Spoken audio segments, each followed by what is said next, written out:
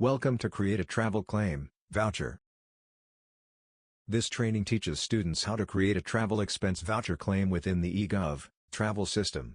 It contains only occasional references to travel regulations and policies. Knowledge of regulations and policies is crucial to proper development of travel authorizations, proper traveling, and proper creation and submission of travel claims, vouchers. You are encouraged to gain knowledge of the rules governing executive branch employee travel by studying the Federal Travel Regulation and the Department Travel Policy, and by completing other training. Please note that this training demonstrates one way to perform the task. There may be other shortcuts within the system that you will discover on your own. We have logged into the eGov travel system and are currently on the home page. Create a travel voucher after your trip is completed. Be sure to sign and submit your voucher no later than 7 days after the completion of your trip. We begin by clicking the Vouchers tab, located within the main navigation at the top of the page. Now, click the New Voucher link within the sub-navigation, located just below the main navigation. We are on the New Voucher page. To begin, confirm the traveler name field defaults to your name. Next, if this trip is cross-funded and approved by an HHS organization other than your own, select that organization's code from the drop-down menu. If this trip is not cross-funded, leave this field blank. Note, most TDY trips are funded and approved by your home organization, so this field should be left blank in most cases. For the document type field, select the Voucher from Authorization option. Finally, click the Next button. View the available routed and approved travel authorizations at the bottom of this page. Keep in mind that a TDY voucher can only be created from an approved travel authorization. If you must amend your authorization, as policy permits, do so before creating the voucher. Click the radio button adjacent to the authorization that will be associated with the voucher you are working on. In this example, we have only one authorization. Now, click the Select button. Scroll down the page and carefully review the following sections. Document information. Do not edit this section as it could result in the voucher being rejected.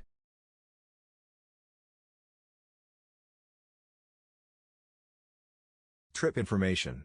Only edit this section if you are creating an interim voucher, other edits could result in the voucher being rejected. And itinerary locations. Only edit this section if you are creating an interim voucher, other edits could result in the voucher being rejected. Click the Create Document button. Note, please be patient as it takes a few moments for the document to be created. We are automatically defaulted to the General tab.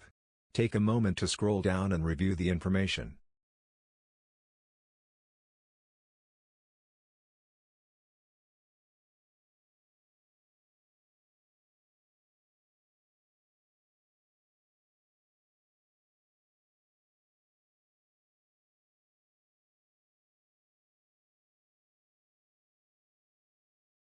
Now, click the Expenses and Receipts tab.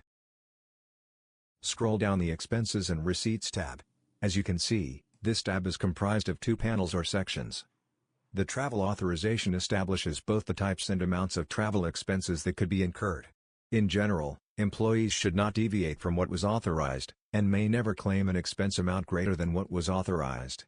For minor unavoidable deviations, for example, a taxi did not accept the IBA travel charge card and so cash was used instead, the claimed expense may be edited as necessary. Major deviations, as directed by the agency and in accordance with department policy, should be administered through amending and reapproving the original travel authorization prior to creating the voucher claim. The Expenses and Receipts tab is where we can view an itemized list of expenses for our trip, including daily per diems, lodging, and other miscellaneous expenses. We can also upload copies of our receipts after our trip has concluded. We will cover 3 tasks. How to edit an existing expense. How to delete an expense. And how to upload a receipt to an expense. To edit an existing expense, scroll down the left panel. Locate the expense, in this example, lodging for $160 and select it. Note that upon clicking, the right panel displays the expenses as properties, such as price and the date of the expense. Alternatively, we can also click the pencil icon to edit. In the right panel, We can edit one or more of its properties. Note, the cost of each expense should be edited to represent what was actually incurred, up to the amount authorized. Example 1, a taxi expense, authorized up to $50, actually cost $35.78. The employee should edit the expense to claim $35.78. Example 2, the expense for gasoline, authorized up to $40, actually costs $63.20. The employee should not edit the expense amount, instead claiming the full authorized amount of $40.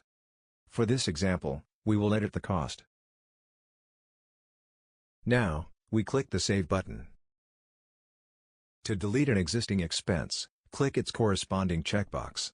The checkbox is located just to the left of the expense date. Now, click the Delete Selected Expenses button. The selected expense has been deleted. Repeat if necessary to delete additional expenses. A final comment about deleting expenses. Employees should delete any expenses which were not actually incurred. For example, a taxi expense was authorized up to $50, but was not incurred. The employee should delete the expense from the voucher claim. Now, let's add a receipt to an expense. The FTR requires receipts for all lodging expenses and any single expense greater than $75. Example 1, an employee stays at Hotel A for 3 nights and at Hotel B for 2 nights. She should attach Hotel A's receipt to one of its expense lines, and Hotel B's receipt to one of its expense lines. She does not need to attach a given receipt multiple times. Second example, an employee was authorized for and incurred an expense of $83.64 for gasoline. This expense amount is greater than $75, so he should attach the receipt to the expense line. Locate the appropriate expense. Notice the message alerting us that a receipt is required as this expense is for airfare. Click the receipt icon to open a pop-up window. Receipts saved as PDFs or as image files, such as JPEGs, GIFs, or PNGs may be uploaded. Navigate to the file and upload it using the pop-up window. The receipt is uploaded. Notice that the icon has a check mark. If desired, we can upload a new file to replace the current one. We can also repeat this process to upload additional receipts if necessary. We are done with the Expenses and Receipts tab. Proceed to the Totals tab. Click the Totals tab. Scroll down and review the information on the Totals tab.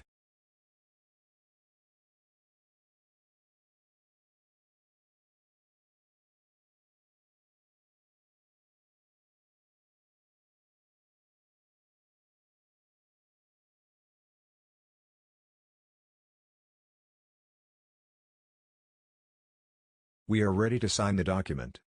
Note, by signing a travel expense voucher claim, you are legally attesting that the claim is not fraudulent, false, or fictitious. A final claim is final, meaning that you may not submit future claims for any missing or forgotten expenses. Claimed expenses that are disallowed may be resubmitted within a reclaim voucher, or challenged through the department's appeals process. Click the orange Sign Document button.